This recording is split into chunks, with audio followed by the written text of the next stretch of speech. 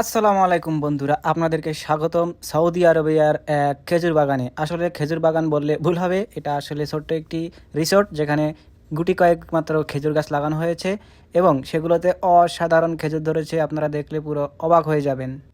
বন্ধুরা, এখানে এত পরিমাণ খেজুর ধরে যে মানুষ খাওয়ার জন্য নিতেই চায় না।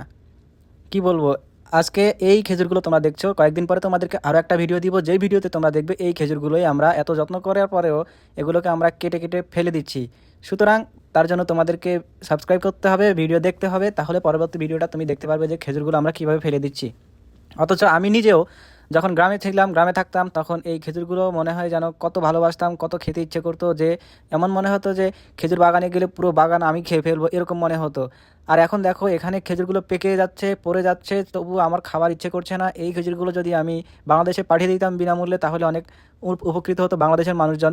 তবে দুঃখের সাথে জানাতে যাচ্ছি যে এই খেজুরগুলো পাঠাতে গেলেও অন্ততপক্ষে 10 থেকে 12 হাজার টাকার মতো খরচ পড়ে যাবে। তো এই খরচটা আসলে কেউ দিতে চাইবে না, তাই জন্য আমি আসলে এগুলো পাঠাতেও পারছি না। তবে আমি এখান থেকে পাঠাতে গেলেও আসলে মাত্র 23 কেজি পাঠাতে পারবো, 23 কিলোগ্রাম, যেটাকে 23 কেজি বলা হয়, এটা পাঠাতে পারবো, এর থেকে বেশি পাঠানো যাবে না।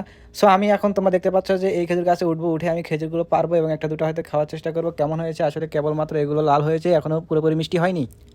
তারপর আমি লুকিয়ে ভিডিও করছিলাম, এই জন্য আসলে ক্যামেরাটা এখানে কেউ নেই, আমি ক্যামেরাটা কোথায় রাখবো সেটা ভেবে পাচ্ছি না। তারপর একটা লেবু গাছ আছে সাথে, সেই লেবু গাছের নিচে অনেক কয়েকবার রাখার চেষ্টা করলাম, কিন্তু সেখানে রাখতে পারতেছি না।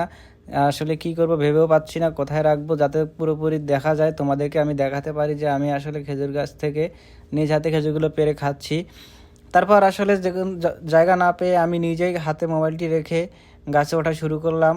তারপর কিছু দূর উঠেই তারপর আপনাদেরকে দেখাতে গেলাম যে আসলে এই যে খেজুরগুলো দেখতে পাচ্ছেন, অনেক ভালো এবং সুন্দর মনোরম পরিবেশে তাজু ভাই। তারপর তাজু ভাই আর কোথায় গেল না, তাজু ভাই আবার ঢাকা গেল, কী জন্য ঢাকা গেল সেটা আমরা জানি না। বাংলাদেশের অবস্থা এখন খুবই খারাপ, তারেক রহমান দেশ চালাতে পারতেছে না।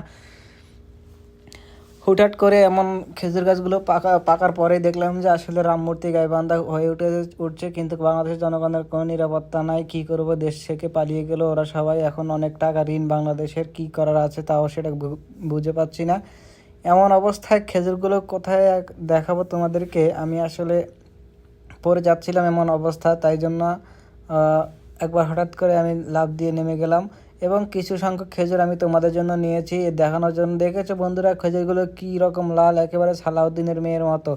এত সুন্দর খেজুর আমি আসলে কখনো দেখিনি এবং আমার অনেক ভালো লাগতেছে। সাথে একটা লেবু তোমাদেরকে দেখালাম, এই লেবুটা আসলে তোমরা বাংলাদেশের লেবু মনে করো না, এটা আসলে অনেক দামি একটা লেবু, তাই জন্য এখানে লাগানো হয়েছে। এই লেবুর আসলে অনেক গুণাগুণ রয়েছে এবং এর দামও অনেক বেশি।